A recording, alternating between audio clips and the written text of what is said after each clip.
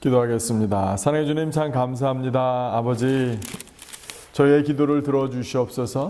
하나님, 우리의 마음을 풀어주시고 우리가 두려워하지 않고 하나님 앞에 나와 담대히 기도함으로 하나님 그 마음이 정직하고 온전하여 또 주님께 붙들어 주신 바 되어서 승리하는 삶 살아갈 수 있도록 주님 저희들과 함께 해주시고 오늘도 저에게 말씀하여 주시옵소서. 감사드리며 예수 그리스도 이름으로 기도드렸습니다. 아멘. 오늘 우리에게 주시는 하나님의 말씀은 시편 64편 말씀입니다. 시편 64편 말씀. 우리 함께 교독하겠습니다. 교독할 때 저는 또 녹음을 위해서 계속 다 읽겠습니다. 시편 64편 한번 교독하도록 하겠습니다. 제가 먼저 읽습니다. 하나님이여, 내가 근심하는 소리를 들으시고 원수의 두려움에서 나의 생명을 보존하소서. 주는 악을 꾀하는 자들의 음모에서 나를 숨겨주시고 악을 행하는 자들의 소동에서 나를 감추어 주소서. 그들이 칼같이 자기 혀를 연마하며 화살같이 독한 말로 겨누고 숨은 곳에서 온전한 자를 쏘며 갑자기 쏘고 두려워하지 아니하는도다. 그들은 악한 목적으로 서로 격려하며 남몰래 올무놓기를 함께 의논하고 하는 말이 누가 우리를 보리요 하며 그들은 죄악을 꾸미며 이르기를 우리가 묘책을 찾았다 하나니 각 사람의 속뜻과 마음이 깊도다. 그러나 하나님이 그들을 쏘시리니 그들이 갑자기 화살에 상하리로다. 이러므로 그들이 엎드러지리니 그들의 혀가 그들을 해함이라. 그들을 보는 자가 다 머리를 흔들리로다. 모든 사람이 두려워하여 하나님의 일을 선포하며 그의 행하심을 깊이 생각하리로다. 의인은 여호와로 말미암아 즐거워하며 그에게 피하리니 마음이 정직한 자는 다 자랑하리로다. 아멘. 네, 오늘 말씀을 보면 다윗이 설화라라 그러죠. 혀서 설자에다가 재앙할 때 그 화자 해서 설화를 당했습니다. 근데 왕의 입장에 있다 보니까 이 말로 공격을 받고 사람들이 다윗을 욕하고자 하는, 또 엎드러뜨리고자 하는, 끌어내리고자 하는 그런 프레임을 가지고 다윗을 욕할 때에 다윗은 굉장히 두려워했던 것 같습니다. 자기 자신의 생명조차 보존하지 못할 것 같다라는 그런 두려움으로 오늘 기도를 시작하고 있습니다. 이 다윗의 원수들이 누구인지 정확하게 성경에는 명시되어 있지 않지만 악을 꾀하는 자들이다, 또 악을 행하는 자들이다 라고 이야기하고 있습니다.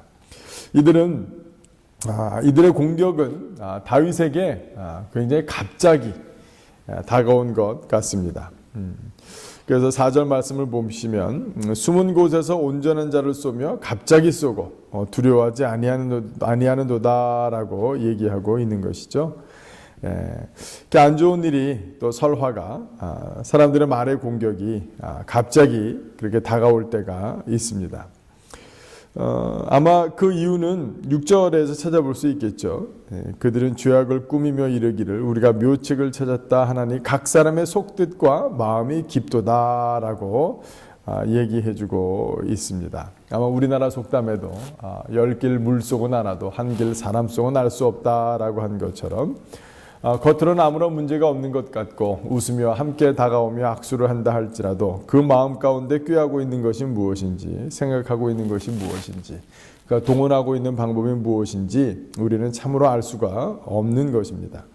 오늘 이 다윗의 악한 자들도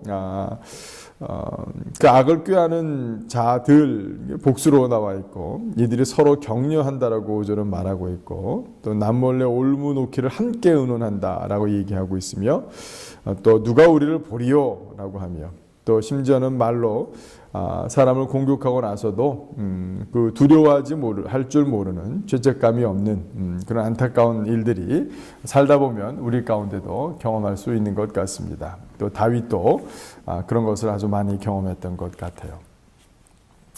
이 가운데서 참 요즘 세상을 보면 요즘 한국에서 심심치 않게 인터넷의 댓글, 소위 말하는 악플, 그런 걸 통해서 참 마음이 상하는 사람들이 많고, 심지어는 유명한 연예인들 가운데 그 댓글에 나와 있는 이야기들, 또 공격성의 비난과 또 여러 가지 모욕적이고 비인격적인 그런 말들로 인해서 사람 마음이 상하고 참 상한 마음을 주체할 수 없어 결국은 극단적인 결단까지 하는 좀 안타까운 일들이 얼마나 많이 있는지 모르겠습니다. 아마 정치권이야말로 또한 이런 말들이 난무하는 곳이기도 하겠지요. 그러나 우리 크리스찬들도 사실은 이 말이 얼마나 소중하고 또 그만큼 말이 얼마나 무서운 것인지 또 이 말이 무기가 될 수 있는 것인지. 그래서 야고보서 3장 6절에 보시면 이런 말씀이 있죠. 혀는 곧 불이요 불의의 세계라. 혀는 우리 지체 중에서 온몸을 더럽히고 생의 바퀴를 불사르나니 그 사르는 것이 지옥불에서 나느니라. 사실은 우리가 이 혀에 재갈을 물려야 되고 또 참된 말을 해야 되고 정직한 말을 해야 되고 되도록이면 좋은 말, 따뜻한 말, 격려하는 말로 또 우리가 함께 나가야 될 것입니다. 이 요한은 또한 야고보 사도가 아니죠. 죄송합니다. 야고보는 또 이렇게 얘기하죠. 1장 26절에 보시면 누구든지 스스로 경건하다 생각하며 자기 혀를 재갈 먹이지 아니하고 자기 마음을 속이면 이 사람의 경건은 헛것이다 라고 이야기하고 있습니다. 우리의 말도 우리의 마음에서 나옵니다. 우리의 경건은도 우리의 마음의 중심의 자리에 가운데 영혼에서 일어나는 것인데 그것이 드러나는 것, 그것이 사람을 살릴 수 있는 그런 경건, 그것은 바로 우리의 말에 있다라는 것이 야고보. 사실은 이 예수님의 동생 야고보는 우리가 잘 알다시피 초대교회 때 예루살em 교회 담임 목사님이셨고 참 그 큰 교회에서 여러 가지 일들을 많이 겪으셨을 터인데 그 가운데서 경건의 참 모습이 무엇인가? 그것은 우리 겉으로 드러나는 모습도 아니요, 옷차림도 아니요, 우리 행동도 아니요, 우리 말에 있구나라는 사실들을 그는 분명히 깨달아 알 수 있었던 것입니다. 우리가 이렇게 설화를 당하며 그러나 우리는 경건의 모습을 찾고자 한다 할지라도 더 어렵고 힘들고 지칠 때가 없지 않아 있습니다. 그때 우리가 놓치지 말아야 될 것, 사람들은 그 마음의 속을 알 수 없어서 또 모여서 서로 악한 말을 지어내고 또 그것으로 공격해온다 할지라도 우리는 우리의 마음을 정직하게 하나님 앞에 바로 세울 수 있는 그 근거와 또 이유와 또 소망은 어디 있는 것이겠습니까? 오늘 보시면 하나님께서 그 말을 다 듣고 계시다라는 것을 우리는 확신해야 될 것입니다. 오늘 8절 말씀을 보시면 이러므로 그들이 엎드러지리니 그들의 혀가 그들을 해함이라 그들을 보는 자마다 머리를 흔들리로다 이런 말씀을 보면 그들의 혀가 그를 해한다라는 그 표현은 바로 하나님께서 그동안 그들의 악한 말들을 다 기록하여 두시고 알고 계시고 또 그것을 갚아주신다라는 것입니다. 또 하나님의 그 갚아주심이 어떠하냐면 7절에 보니까 이 사람 그 악한 자들만 숨어서 그 온전한 자들, 완전한 자를 쏘는 것이 아니라 하나님께서도 쏘신다라고 얘기하고 있는데요. 7절에 보시면 그러나 하나님이 그들을 쏘시리니 그들이 갑자기 화살에 상하리로다라고 얘기하고 있습니다. 악한 공격도 갑자기 나올 뿐만 아니라 하나님의 일하심도 갑작스럽고 마치 화살을 쏘시는 것처럼 모든 것을 기억하고 알고 계시는 듯 하나님의 보응이 있다라는 사실 앞에 우리는 위로를 얻어야 될 줄로 믿습니다. 그러나 그러한 하나님의 모습 외에 또 다른 모습이 하나 오늘 본문 가운데는 나와 있는데요. 우리가 의지한 하나님, 그 하나님은 64장 1절을 보시면 하나님이여 내가 근심하는 소리를 들으시고 원수의 두려움에서 나의 생명을 보존하소서. 이 말인데요. 특히 1절에 하나님이여 상반절에 하나님이여 내가 근심하는 소리를 들으시고 할 때 이 들으시고는요. 신명기 6장 4절부터 6절까지 유명한 게 뭐냐면 쉐마 이스라엘, 들으라 이스라엘. 그래서 하나님께서 그래서 아버지가 그 신명기 6장 4절부터 6절까지는 자녀들한테 늘 암송하고 또 가르쳐줘야 되는 그것인데요. 오늘 이 64편이 원어로 어떻게 시작하냐면 쉐마 엘로힘. 그러니까 들으소서 하나님. 이것은 단순히 말로써 그냥 하나님 들어주십시오라는 걸 넘어서서 그 표현 양식조차도 쉐마 이스라엘을 그대로 따온 것이에요. 그러니까 다윗의 마음 가운데 얼마나 급박했냐면 마치 하나님께 명령을 내리는 것처럼 하나님이 쉐마 이스라엘 너희들은 이 말을 청정하고 따르라 라고 말씀하셨는데 하나님 이 말 이거 좀 들어주셔야 되잖아요 라는 그런 간절함으로 기도하고 있는 이 다윗의 모습이 있어요. 하나님은요 우리의 기도 가운데 자기 자신을 그 밑에 두시기로 결단하셨어요. 이것이 하나님이 우리에게 주신 약속이에요. 이것을 믿는 자들은 그것이 언어로 말로써 화살처럼 갑작스럽게 오는 공격이건 어떠한 공격이든 간에 그 마음을 정직하게 가져갈 수 있는 것이죠. 두려움에서 벗어날 수 있는 것입니다. 하나님이 나의 기도를 들으신다. 심지어는 우리가 보기에는 참 하나님께 불경스러운 것 같고 죄송스러운 것 같은 것일지라도 어떤 때는 다윗처럼 쉐마 엘로힘 하나님 들으소서 라고 그런 기도할 수 있는 그 근거가 우리에게 있다. 그것은 하나님의 약속이요. 예수 그리스도의 십자가의 보혈로 말미암아 우리가 하나님의 모든 약속이 그리스도로 말미암아 이해가 되었기 때문에 그것이 나에게도 동일한 은혜가 되고 나의 유일한 무기가 되고 내가 피할 피난처가 되고 나의 의지가 된다라는 사실입니다.